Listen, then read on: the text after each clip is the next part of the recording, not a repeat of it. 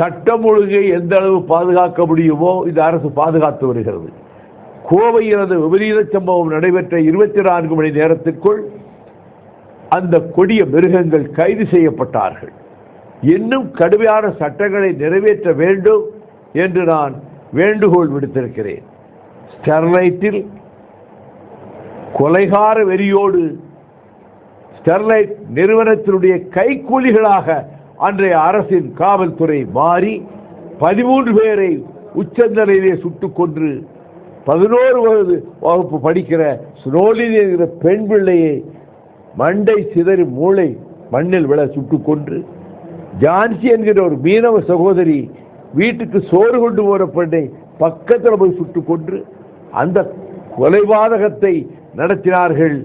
அதற்கு உரிய நடவடிக்கை, அதாவது 2400 பக்கங்கள் ஹென்றி டிவேன் அமைத்த குழு, முன்னாள் டிஜிபிக்கள், முன்னாள் ஜட்ஜஸ் தயாரித்த குழு அறிக்கையை நான் சுப்ரீம் கோர்ட்டிலே அந்த அறிக்கையை வைத்து தான் வாதிட்டேன் ஸ்டெர்லைட்டை மூடுவதற்கு.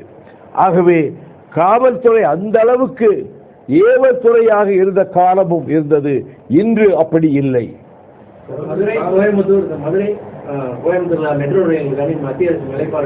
மத்திய அரசு படுமோசமாக தமிழகத்தை வஞ்சிக்கிறது.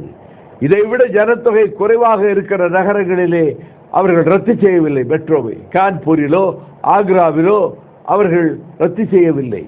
ஆனால் தமிழக அரசு இடைக்காலத்திலே அனுப்பிய அறிக்கையும் திருப்பி அனுப்பிவிட்டு கோவையும் மதுரையிலும் இந்த மெட்ரோ திட்டத்தை ரத்து செய்திருப்பதன் மூலம் மத்திய அரசு ஓரவஞ்சகமாக இங்கே அவர்கள் காலூன்ற முடியவில்லை என்பதனால் இந்துத்துவ சக்திகளும் சனாதன சக்திகளும் பிஜேபியும் காலூன்ற முடியவில்லை என்பதால் எந்தெந்த விதத்தில் வஞ்சிக்க முடியுமோ அதில் ஒரு கட்டம்தான் எஸ்ஐஆர். ஒரு ஜனநாயக மோசடி. இருக்கிற வாக்காளர்களை பட்டியலிருந்து நீக்கவும், வெளியிலிருந்து கொண்டு வரப்பட்ட வாக்காளர்களை பட்டியலில் திணிக்கவும் ஒரு படுமோசமான மோசடியை ஒரு பக்கத்திலே நடத்தி கொண்டிருக்கிறது.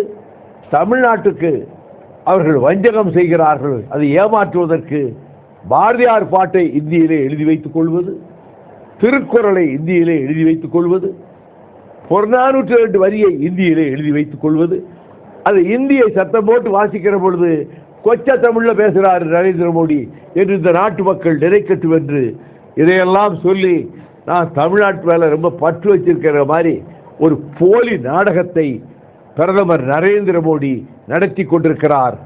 அந்த முகத்திரையை நாங்கள் மக்கள் மன்றத்திலே கிளி